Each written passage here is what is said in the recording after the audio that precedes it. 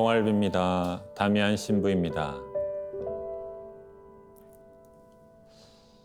여러분은 스스로가 좀 보잘것없어 보이는 그런 때가 있으신가요? 그러면 어떻게 하시나요? 직장에서 하는 일 혹은 집안일 열심히 해서 좀 잊으려고 하시기도 하실 테고, 또 기분 전환 하기 위해서 음악을 듣거나 누군가에게 전화를 하거나 또 뭐 운동을 하거나, 그래서 그런 생각들을 좀 떨쳐버리려고 하시기도 하실 것 같습니다. 어떨 때는 그런 것들이 이제 도움이 되기도 하죠.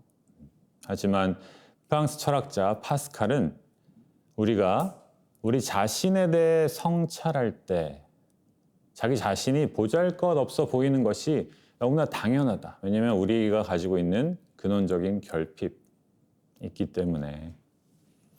그리고 그 보잘것없음을 직시할 수 있어야 행복으로 나아갈 수 있다, 이렇게 이야기합니다. 오늘은 사마리아의 우물가에서 예수님하고 사마리아 여인이 나눈 대화를 이제 읽기 시작할 텐데요. 예수님께서 사마리아 여인을 이끄시는 방향이 바로 이 방향입니다. 우리의 보잘것없음을 바라보고 나 자신을 직시하는 것. 일상을 멈추고 나 자신을 바라보는 것. 요한복음 4장 4절에서 15절까지의 말씀입니다. 예수님께서는 그때 사마리아를 가로질러 가셔야 했다. 그렇게 하여 예수님께서는 야곱이 자기 아들 요셉에게 준 땅에서 가까운 시카르라는 사마리아의 한 고을에 이르셨다. 그곳에는 야곱의 우물이 있었다. 길을 건너라 지치신 예수님께서는 그 우물가에 앉으셨다. 때는 정오 무렵이었다. 마침 사마리아 여자 하나가 물을 기르러 왔다. 그러자 예수님께서 나에게 마실 물을 좀 다오 하고 그 여자에게 말씀하셨다. 제자들은 먹을 것을 사러 고을에 가 있었다. 사마리아 여자가 예수님께 말하였다. 선생님은 어떻게 유다 사람이시면서 사마리아 여자인 저에게 마실 물을 청하십니까? 사실 유다인들은 사마리아인들과 상종하지 않았다. 예수님께서 그 여자에게 대답하셨다. 네가 하느님의 선물을 알고 또 나에게 마실 물을 좀 다오 하고 너에게 말하는 이가 누구인지 알았더라면 오히려 네가 그에게 청하고 그는 너에게 생수를 주었을 것이다. 그러자 그 여자가 예수님께 말하였다. 선생님, 두레박도 가지고 계시지 않고 우물도 깊은데 어디에서 그 생수를 마련하시렵니까? 선생님이 저희 조상 야곱보다 더 훌륭한 분이시라는 말입니까? 그분께서 저희에게 이 우물을 주셨습니다. 그분은 물론 그분의 자녀들과 가축들도 이 우물물을 마셨습니다. 예수님께서 그 여자에게 이르셨다. 이 물을 마시는 자는 누구나 다시 목마를 것이다. 그러나 내가 주는 물을 마시는 사람은 영원히 목마르지 않을 것이다. 내가 주는 물은 그 사람 안에서 물이 솟는 샘이 되어 영원한 생명을 누리게 할 것이다. 그러자 그 여자가 예수님께 말하였다. 선생님, 그 물을 저에게 주십시오. 그러면 제가 목마르지도 않고 또 물을 기르러 이 나오지 않아도 되겠습니다.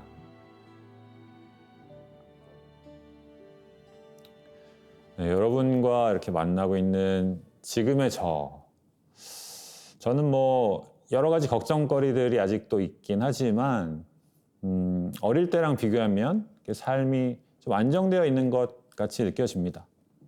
공부 다 마쳤으니까 학생 때 가졌던 그런 불안은 많이 덜하고, 또 서원한 수도자로서 또 신부로서 한국에서 살아가는데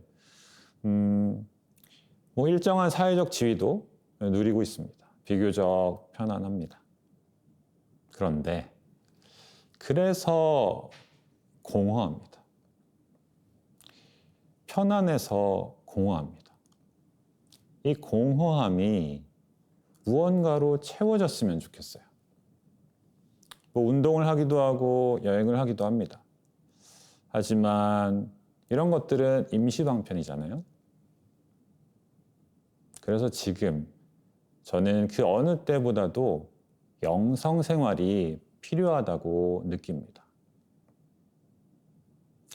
우리는 흔히 영성 생활을 금욕 생활이라고 생각하죠.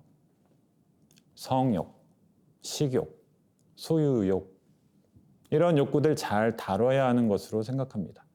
욕구를 잘 다스리지 못하면, 잘 억누르지 못하면 이내 죄를 짓게 된다고 생각합니다. 사순시기가 딱 되었을 때 열심히 살아야지 이렇게 마음 먹으면 어떤 것부터 생각합니까? 내가 가지고 있는 욕구들을 생각합니다. 술 끊고 고기 끊고 어떤 분들은 이제 당을 줄이신다고 초콜릿 끊고 외식 자제하고 사고 싶은 것 있어도 사지 않고 이렇게 욕구를 제어하려고 생각합니다.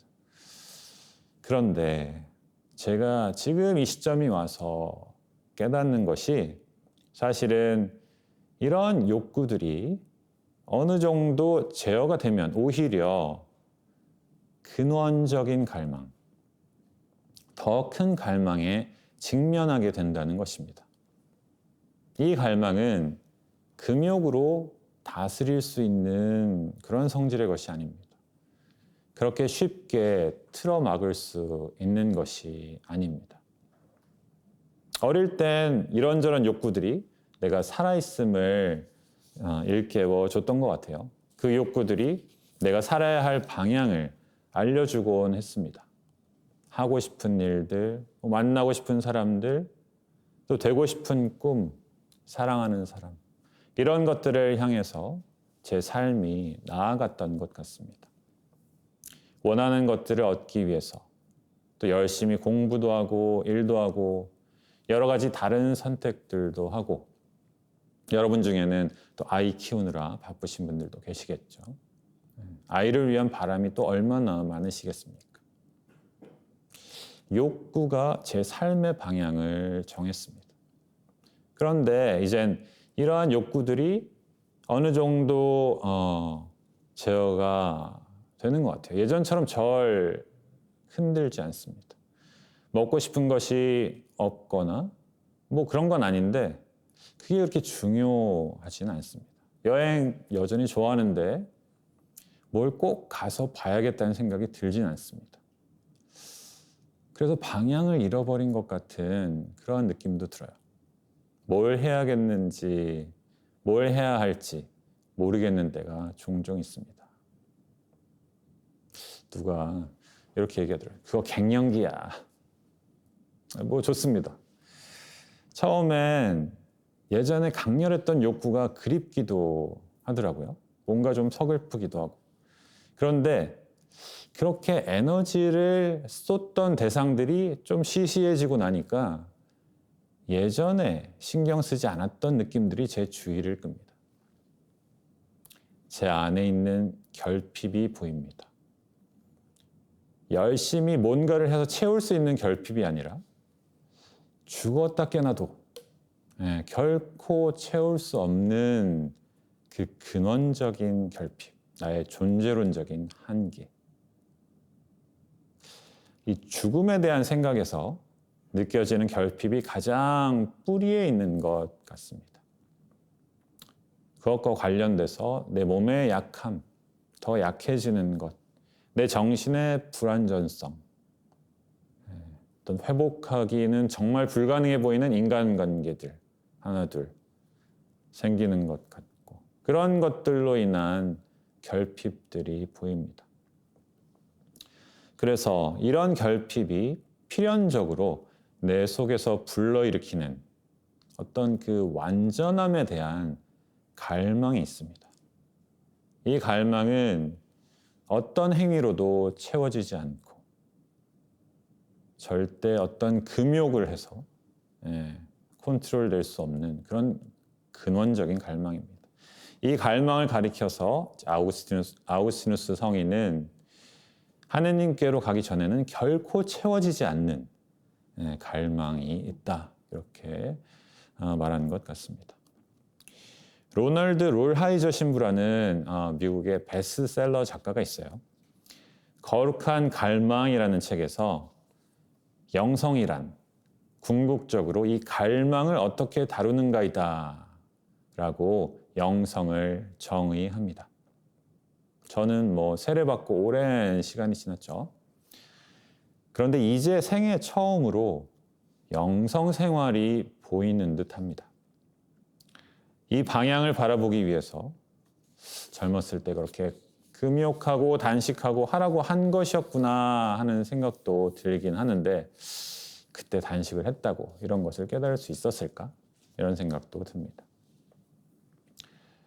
내 안에 온전히 채워지지 않는 근원적인 갈망이 있다는 생각은 성 아우구스티누스의 사상입니다. 우리가 고백록에서 보았죠.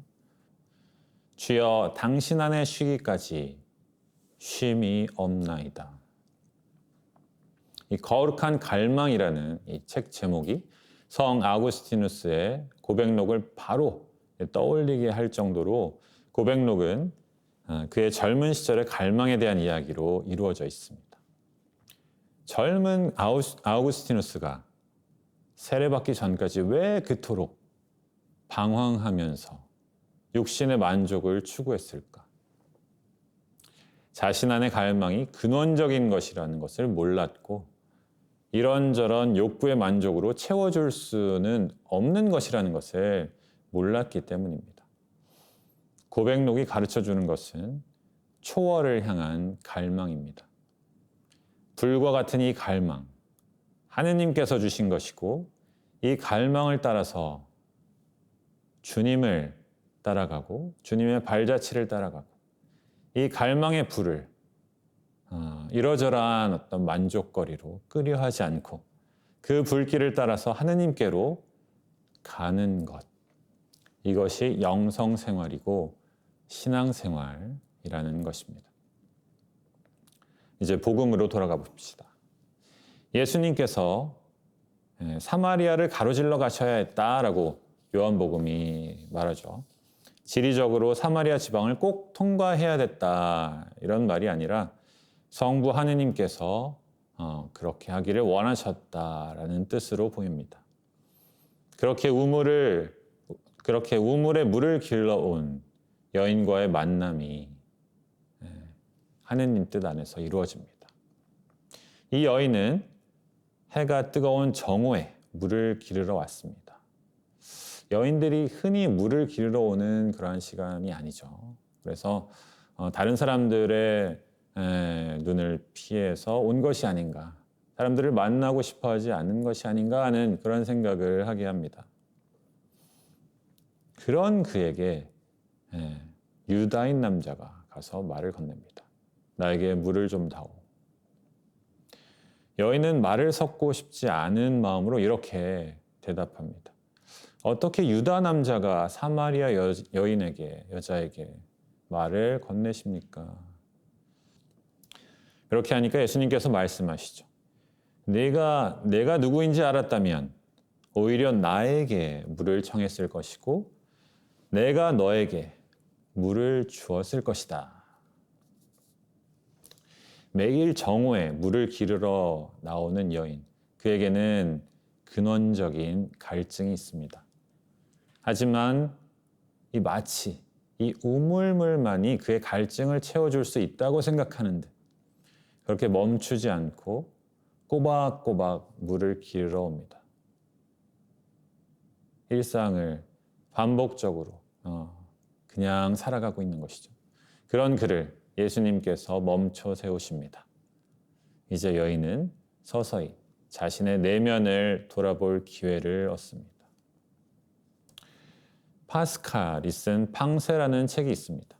팡세는 파스칼이 39살에 요절한 후에 친구들이 일기처럼 쓴 원고 조각을 모아서 낸 책입니다. 팡세에서 파스칼은 인간이 생각하는 갈대라고 썼습니다. 갈대처럼 환경이나 감정에 쉽게 흔들리고 작은 질병이나 사고에도 쉽게 부서지는 연약한 존재가 인간인데, 이 자신의 연약함을 안다는 면에서는 그 어떠한 존재보다 존엄하다. 우주보다도 존엄하다. 이렇게 이야기합니다. 생각하는 갈대. 한없이 흔들리고 한없이 연약한데 그 자신의 연약함을 아는 유일한 존재가 인간이다. 네, 그러니까 슬플 수밖에 없죠. 그냥 몰랐으면 좋겠는데 자신의 연약함을 너무나 잘 알고 있는 존재. 그래서 가능한 한 자기 자신을 성찰하기를 피한다고 합니다. 가능한 한 자기 자신이 어떠한 상황인지를 바라보기를 피한다. 네. 방세 이런 이야기가 있습니다. 세상에서 왕만큼 좋은 지위는 없다. 네. 왕만큼 끊임없이 주변 사람들이 기분 전환을 시켜주는 그러한 지위가 없다. 모든 종류의 쾌락을 누릴 수 있게 해주려고 애쓰는 사람이 없다. 주변 사람들은 이제 끊임없이 왕이 다른 것을 생각하게 하죠. 왕이 자기 자신을 생각하고 내가 언젠가는 죽을 존재구나. 이렇게 자기 성찰을 하게 되면 우울해지고, 그러면 이제 주변 사람들한테 화풀이를 할 것이라는 거죠. 파스칼은 또 이렇게 말합니다. 나는 인간의 모든 불행이 방 안에 가만히 틀어박혀 있지 못한다는 사실에서 생겨나는 것임을 깨달았다. 인간이 가만히 있을 때 자신에 대한 성찰을 하게 되는데 그것을 우리는 쉽게 견디지 못한다는 것입니다. 그래서 딴 생각하려고 나가서 사냥을 하고 놀이를 한다. 사냥해서 토끼 잡으려는 것이 아니라 그냥 자기 성찰을 피하는 것이 목적이라는 것입니다. 우리들은, 인간은 대체로 그런 식으로 살아간다. 이것이 이제 파스칼의 직관입니다. 인간 존재의 본질과 허물을 똑바로 바라볼 수 있는 정신적 성숙함을 갖게 되면 비로소 외적인 헛된 오락이 아니라 하느님을 통해 진정한 행복을 얻을 수 있다고 말하고 있는 것입니다. 자, 이 사마리아 여인에게는 물 깃는 것은 자기가 제일 잘하는 일 중에 하나이기도 하겠죠. 그래서 물을 주겠다는 예수님의 말에 콧방귀를 낍니다. 아니, 두레박도 없이 어디서 물을 길어다 주겠다는 말인가요? 물 깃는 데는 내가 전문가예요 라고 말하는 것 같습니다. 네, 그렇죠. 비유적으로 얘기하면 우리는 모두 물 깃는 데는 전문가들입니다. 파스칼 시대의 귀족들은 토끼 사냥 전문가이기도 하고, 비꼬는 말이죠. 저는 미사 전문가, 고해성사 전문가, 강의 전문가죠. 각자의 일에 있어서는 모두 전문가들입니다. 하지만 이 일들이 그 자체로서의 의미만을 가질 때, 우리 자신에 대한 성찰을 피하기 위한 어떤 기분 전환으로 작용할 때 우리 자신의 삶과는 아무런 상관이 없는 것들이 됩니다. 이 일들을 아무리 완벽하게 해내도 우리는 한 발자국도 하느님께 다가가지 못합니다. 이 물을 마시는 자는 누구나 다시 목마를 것이다. 그러나 내가 주는 물을 마시는 사람은 영원히 목마르지 않을 것이다. 내가 주는 물은 그 사람 안에서 물이 솟는 샘이 되어 영원한 생명을 누리게 할 것이다. 예수님은 반복되는 의미 없는 일상에서 벗어나서 우리 스스로를 돌아보도록 초대하십니다. 파스칼이 말하듯이 자신을 성찰하고 부족함을 직시하고 주님의 은총에 기댈 때에만 우리는 행복으로 나아갈 수 있습니다. 결핍을 가지는, 언젠가는 썩어 없어질 그 존재에게서 이제 영원한 의미가 피어납니다. 다른 어떤 곳이 아니라 우리 각자의 내면에서 생명의 물이 솟아나옵니다. 왠지 결핍 덩어리일 것 같은 그곳에서 생명의 물이 솟아나옵니다. 우리는 이제 더 이상 목마르지 않게 될 것입니다. 결핍을 받아들이면 그 결핍으로 비롯된 내 안의 갈망, 이것은 이제 나를 주님께로 이끌어주는 수호천사가 됩니다. 영광이 성부와 성자와 성령께 처음과 같이 이제와 항상 영원히. 고맙습니다.